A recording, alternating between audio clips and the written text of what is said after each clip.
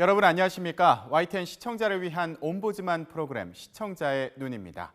먼저 뉴스 진단 시간입니다.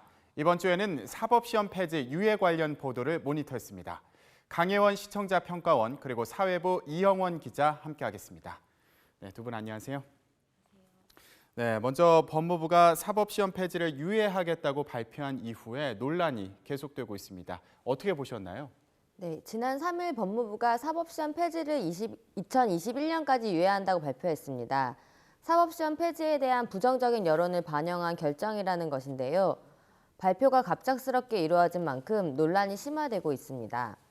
4일 서울대 로스쿨 학생들을 시작으로 전국 24개 로스쿨 재학생들이 자퇴서를 제출하면서 강하게 반발하였고, 로스쿨 출신 변호사들이 하창우 변협회장을 검찰에 고발하는 등 강경하게 대응하고 있는 모습입니다.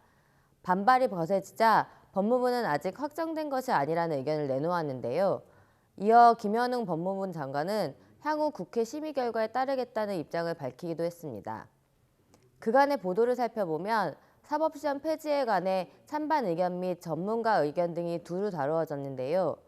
그간 사법시험 수험생들이 변호사 시험법에 대해 헌법소원을 내는 등 꾸준히 논란이 있어왔지만 법무부의 발표는 공식적인 논의 절차 없이 갑작스럽게 이루어졌다는 인상을 줍니다. 이와 관련하여 법무부가 사법시험 폐지 유예를 발표하게 된 경위에 대해서 궁금합니다. 네, 이영원 기자, 그렇다면 법무부의 이번 발표 어떤 배경에서 이루어진 건지 설명해 주시죠. 네, 말씀하신 대로 법무부는 지난 3일 사법시험 폐지 유예를 발표했습니다. 현행 법률에 따르면 오는 2017년 사법시험이 폐지되지만 이를 4년 유예하겠다는 입장을 내놓은 겁니다. 갑작스러운 발표 배경을 두고 의견이 분분했지만 법무부 측은 폐지까지 시간이 얼마 남지 않은 상황에서 입장을 정리할 필요가 있다고 생각해 발표를 결정했다고 밝혔습니다.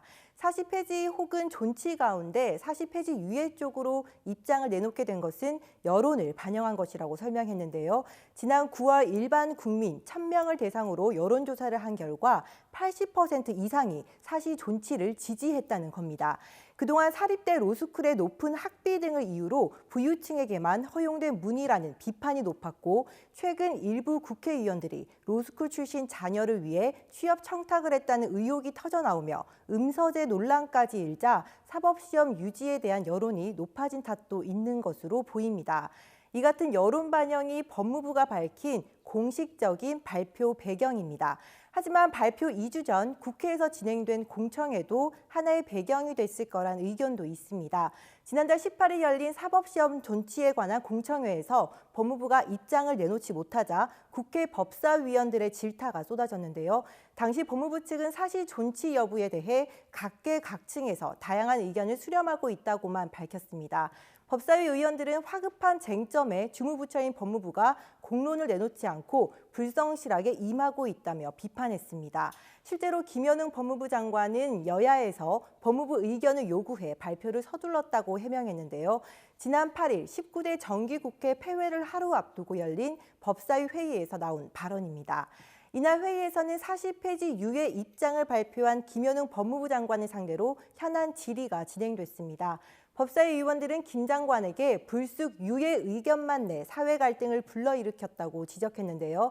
이에 김 장관은 여야에서 법무부 의견을 요구해서 신속하게 입장을 제시해야겠다는 생각에서 발표했다며, 소위나 공청회가 언제 또 열릴지 알 수 없는 상황에서 정기국회 종료도 다가와 브리핑 형식으로 의견을 표시한 것이라고 밝혔습니다. 이렇듯 법무부는 국민 여론과 여야 요구 등을 고려해서 사시 폐지 유예안을 발표하게 된 겁니다.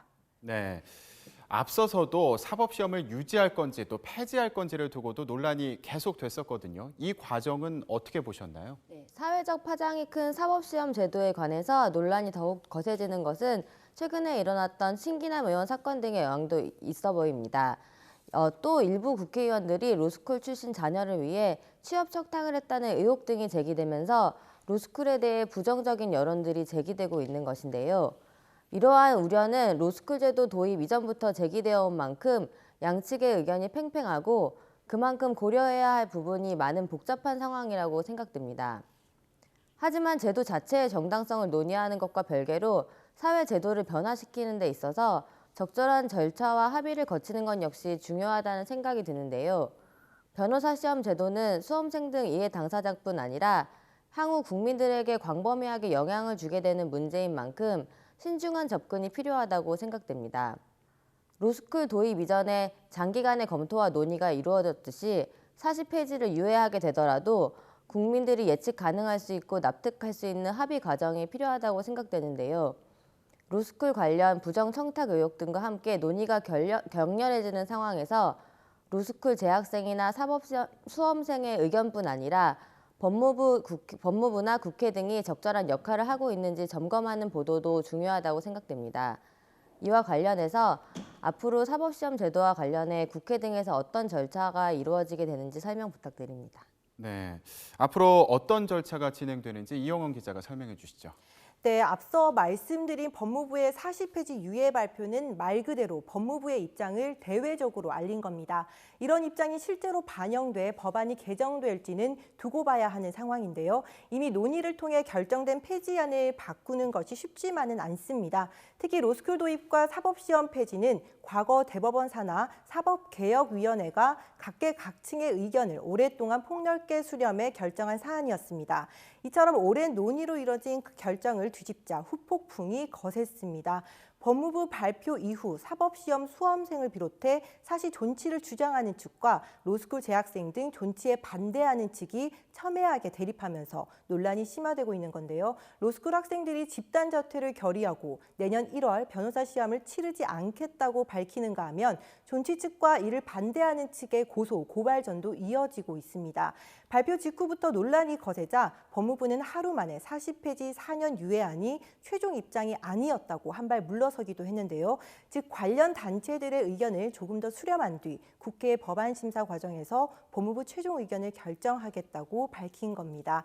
지난 8일 진행된 법사위 회의에서 김현웅 법무부 장관은 내년 상반기까지 국회에서 결정해달라며 공을 다시 국회로 돌리기도 했습니다. 현재 국회에는 사시존치 관련 법안이 모두 6개 계류 중입니다. 지난해 3월 새누리당 함진규 의원을 시작으로 새정치민주연합 조경태 의원 등 여당 의원 5명과 야당 1명이 사시존치 법안을 발의했습니다. 법사위는 지난 10월 법안심사 1소위에서 6개 법안을 상정한 뒤 지난달 공청회를 한 번 진행했지만 더는 진전이 없는 상황입니다. 특히 지난 9일 19대 정기국회가 끝나면서 관련 법안이 언제 다시 논의될지 미지수인데요. 12월 임시국회가 남아있긴 하지만 4개월 남짓 앞으로 다가온 내년 총선까지 고려하면 사회적 논란이 큰 사시 존치 관련 논의가 20대 국회로 미뤄질 가능성이 큽니다. 결국 그 사이 충분한 사회적 논의와 의견 수렴이 이뤄지는 게 중요한 건데요. 이를 고려한 듯 대법원에서 협의체 구성을 제안하고 나섰습니다. 로스쿨 학사 일정이 파행되고 이해관계인들 사이에 대립이 심화되는 등 사회적 혼란이 커졌다며 더는 방치해서는 안 된다고 밝힌 겁니다. 대법원은 국회와 대법원, 정부, 관계부처 등 관련 국가기관이 참여하는 협의체를 꾸려 사법시험 존치 여부와 로스쿨 제도 개선 등 법조인 양성제도 관련 현안을 논의하자고 제안했습니다. 법무부 역시 이 같은 대법원 제안을 환영한다며 협의체가 구성되면 참여해서 최선을 다하겠다고 밝혔습니다. 이에 따라 앞으로 협의체가 실제로 구성돼 어떤 식의 논의가 이뤄질지 지켜봐야 할 것으로 보입니다. 네, 앞으로 사법시험 관련 논란 계속 지켜봐야겠습니다. 네, 오늘 두 분 말씀 감사합니다.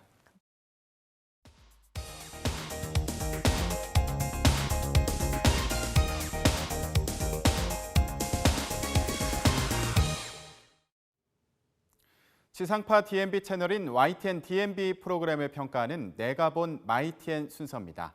이번 주엔 YTN 국민신문고에 대한 원영아 평가원의 의견을 들어보겠습니다. 안녕하세요. 마이TN 시청자평가원 원영아입니다. 제가 최근에 운전을 시작했는데요. 초보 운전 글씨를 큼지막하게 붙이고 아주 조심스럽게 움직이고 있습니다. 운전을 하면서 가장 걱정되는 게 바로 혹시나 사고가 나지 않을까 하는 건데요. 자동차 운전 인구가 증가하고 또 도시가 복잡해질수록 자동차 사고가 매우 빈번하다고 합니다. 고령화 사회로 진입하면서 노인 운전으로 인한 사고 또한 증가했다고 하는데요. 이 노인 운전이 미숙한 운전자들보다 훨씬 큰 사회적 문제로 대두되고 있다고 합니다. 시청자들의 이야기를 적극적으로 수렴해 사회의 다양한 이야기들을 심도 있게 다루고 있는 시사 교양 프로그램 국민신문고에서 노인 운전의 다양한 측면을 다루었는데요. 어떤 이야기가 이루어졌는지 살펴보도록 하겠습니다.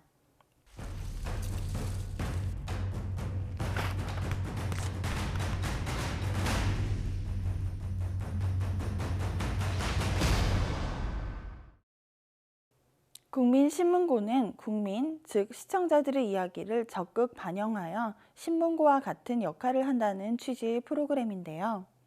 방송당 한 가지씩의 주된 이슈를 가지고 이와 관련한 시사, 보도, 교양, 오락에 이르기까지 다양한 장르의 방송의 형태를 보여주고 있습니다. 이는 프로그램을 이끌어 나가는 출연자의 구성에서 확인할 수 있는데요. 노인 운전을 다룬 방송에서는 MC와 함께 기자, 앵커, 개그우먼으로 출연진이 구성되었습니다. 각 출연자는 자신이 맡은 역할을 충실히 이행했다고 평가할 수 있는데요. 특히 기자는 다수의 취재 내용과 자료 화면을 통해 해당 이슈에 관해 사실에 입각한 다양한 이야깃거리를 제공해 주었다고 생각합니다. 이번 방송은 노인들의 운전과 관련한 문제를 중점적으로 다루었는데요. 노인이라는 키워드에서 연상할 수 있는 노인 학대 문제, 치매 노인의 사고와 사고사, 일본의 치매 노인 살인 등 운전뿐 아니라 각종 노인 문제를 함께 어우른 프로그램 도입부 또한 매우 좋았습니다. 이러한 배경 설명은 다양한 노인 문제 중 운전과 관련한 부분을 프로그램에서 다루는 이유를 충분히 설명해 주어 설득력을 높일 수 있었다고 생각합니다. 국민신문고라는 프로그램 이름에 맞게 시청자들의 의견을 듣는 모습을 볼 수 있었는데요. 실시간으로 문자를 받아 시청자들의 의견을 적극적으로 반영했고 문자를 보냄으로써 약간의 이용료가 발생하지만 이 또한 기부한다고 밝히는 등 친시청자적인 모습이 신선했습니다. 문자 참여뿐만 아니라 전문 리서치 업체와의 연계로 해당 이슈에 관한 국민들의 의견을 종합하여 그래프와 그림 등을 통해 보여주었는데요. 이러한 부분은 최근 화두로 떠오르고 있는 시청자들과의 소통 측면에서 매우 바람직하다고 생각됩니다. 출연자들이 시청자와 같은 모습을 보인 장면도 있었는데요. 자료 화면과 동시에 이 화면을 시청하고 있는 출연자들의 모습을 작은 화면 분할로 보여주면서 함께 방송 프로그램을 시청하는 듯한 화면을 연출하여 시청자의 입장에서의 반응을 보여주는 등 현실감 상승 또한 가능했다고 생각합니다. 초고령 사회로 우리나라보다 먼저 진입한 만큼 노인 운전에 관해서도 좋은 예를 보여주고 있는 일본의 이야기를 보여주었는데요. 운전면허 자진 반납 제도와 대형마트, 병원 등과의 연계, 택시비 할인 등 특화된 서비스, 네잎클로버 모양 노인 운전자 스티커와 보호 의무 등 우리나라에 도입이 요청되는 제도를 설명한 부분은 매우 바람직했습니다. 다만 우리나라의 실정을 설명하면서 이러한 제도가 전무하다는 비판과 함께 지자체나 사회적 기업, 민간에서의 노력 등 긍정적인 현실 또한 함께 보여주었더라면 더 좋았을 것 같습니다. 점점 똑똑해지고 있는 시청자들에게 신뢰를 주기 위해서는 사실을 더욱 사실적으로 전달하는 것이 중요한데요. 이번 방송에서는 아이 트래커나 뇌 단층 사진 촬영과 같이 첨단 장비를 활용하여 노인 운전의 생물학적 문제점을 과학적 시각에서 명확하게 시청자들에게 전달한 것은 신뢰감을 주는 면에서 매우 좋았습니다. 국민신문고는 다양한 이슈를 통해 다채로운 이야기를 전해주며 시청자들의 의견을 적극적으로 수렴한다는 점이 다른 프로그램과의 차별점입니다. 최근 다른 방송사나 프로그램에서 시청자들에게 일정 시간을 할애해 프로그램을 직접 만들게 하는 등의 새로운 포맷을 시도하고 있는데요. 텔레비전 프로그램이 더 이상 방송사와 제작진의 소유물이 아닌 시청자에 의한, 시청자를 위한 것으로 그 의미가 변화하고 있다고 볼 수 있겠습니다. 국민신문고는 국민과 공감할 수 있는 문제를 다루어 답답함을 시원하게 풀어주겠다고 시청자들에게 약속하고 있는데요. 최근 방송의 흐름을 따를 뿐 아니라 방송 프로그램으로서의 기본을 잃지 않으면서 시청자들의 요구를 적극 수렴하는 프로그램이 되었으면 좋겠습니다.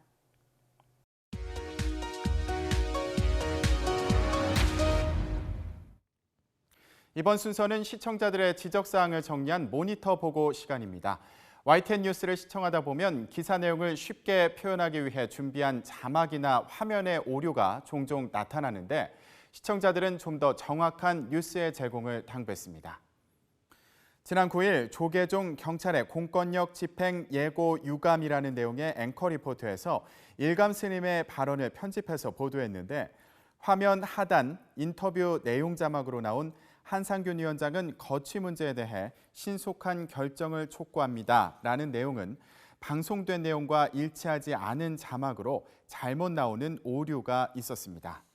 같은 날 뉴스앤이슈 2부에서 일본 경찰이 야스쿠니 신사의 폭발음 사건 용의자로 한국인을 체포했다는 소식을 전하면서 이 남성이 27세 전모 씨라고 언급하고 동일한 내용의 자막이 나갔습니다. 그러나 앞서 방송된 뉴스앤이슈 1부에서는 이 소식을 속보로 전하면서 이 남성이 정모 씨라고 전달해 어느 것이 맞는 자막인지 혼란스럽다는 시청자 지적이 있었습니다. 또 안철수 전 대표의 비서실장을 지낸 문병호 의원이 문 대표가 이번 주까지 사퇴하지 않으면 안 전 대표가 탈당할 것이라고 밝혔다고 전하며 나간 자막 중에 문 사퇴하지 않으면 다음 주 안 사퇴해서 사퇴는 탈당의 오기라는 지적이 있었습니다. 지난 7일 영국 당국이 런던 지하철역 흉기난동 사건의 테러 가능성에 대해 조사하고 있다는 소식을 전한 뒤 파리 테러 이후 극우 정당이 프랑스 지방선거에서 우세를 보이고 있다는 소식을 이어서 보도했습니다. 그러나 프랑스 지방선거 관련 뉴스를 전달할 때 앞서 전달한 영국 지하철역 흉기 사건 관련 자막이 약 12초간 계속 노출돼 어색한 측면이 있었습니다. 그런가 하면 이 시각 보도국 코너에서 안철수 의원의 탈당 전망과 야당의 내홍에 대해 보도했는데 화면에는 이와는 관련이 없는 다른 회의 장면이 방송됐습니다. 또 환자의 연명 치료를 중단하는 웰 다행법이 국회 첫 관문을 통과했다는 소식을 전했는데 화면에는 다음 순서에 전달할 군인 살해 남성의 정당방위 인정과 관련한 화면이 나갔습니다. 그리고 동거녀를 해친 군인과 몸싸움을 벌이다 흉기로 군인을 살해한 남성이 정당방위를 인정받았다는 소식을 전하는 과정에서 화면에는 이와는 관련이 없는 정부 브리핑 장면이 잘못 나갔다는 시청자 지적이 있었습니다.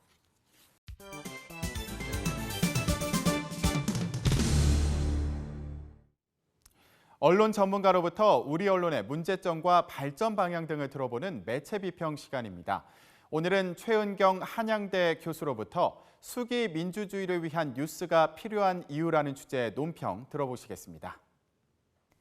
아는 것이 힘이다라는 말이 있습니다.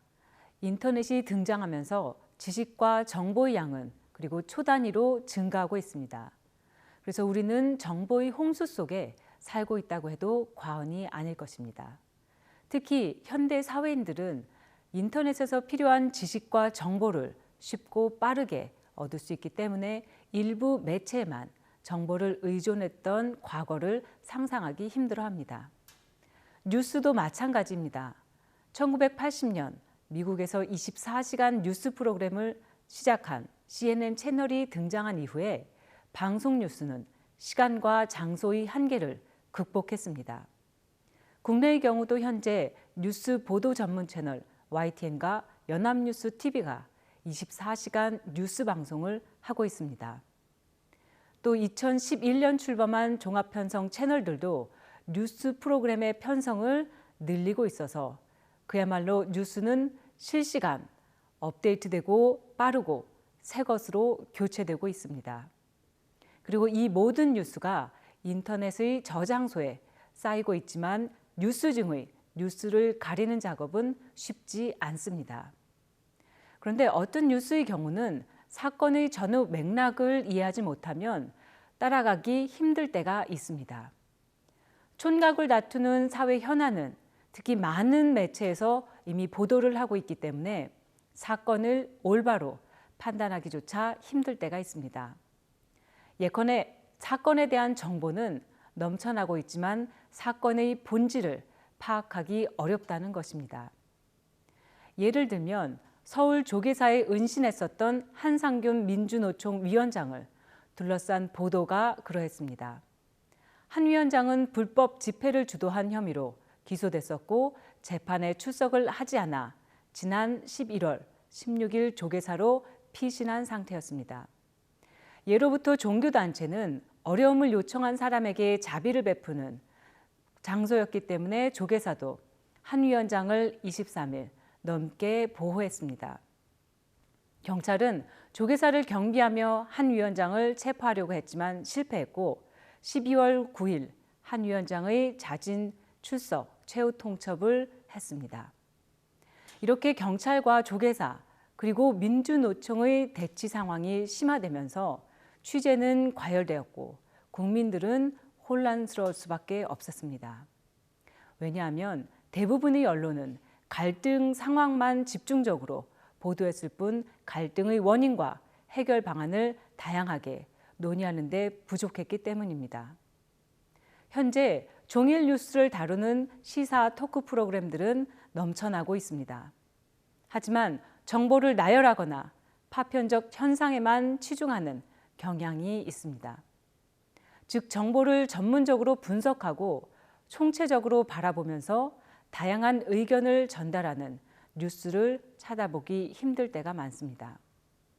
사실 더 심각한 문제는 시청자들이 이런 뉴스 보도에 익숙해져 간다는 것입니다. 시청자가 사건의 현재에 집중된 뉴스를 접할수록 사건의 맥락을 놓치기 쉽기 때문입니다. 그리고 사건을 단순화시키는 뉴스의 틀 안에 갇혀버릴 때도 많습니다. 이런 틀 안에서 사건을 이해하다 보면 사회 갈등은 심화될 수밖에 없습니다. 우리 사회의 다양한 이슈들이 선과 악, 옳고 그름, 진보와 보수라는 이분법적 사고로만 판단되다 보면 분열과 갈등의 해결점을 찾을 수 없습니다. 나와 타인을 이해할 수 있는 공론의 장이 반드시 필요한 이유입니다. 물론 다른 생각들 사이의 거리를 좁히는 일은 시간이 오래 걸릴 수도 있고 녹록지 않습니다. 그렇다고 수구의 민주주의 사회를 포기할 수는 없습니다. 수구의 민주주의 사회는 우리 사회가 통합하고 화합할 수 있는 뉴스를 만들 수 있는 언론이 있을 때 가능하다는 것을 명심해야 할 것입니다. 시청자의 눈은 시청자 여러분의 참여를 기다리고 있습니다. YTN 홈페이지 시청자 의견 코너에 글을 남겨주시면 좀 더 정확하고 공정한 방송을 만드는 데 참고하겠습니다. 이번 주 순서는 여기서 마치겠습니다. 고맙습니다.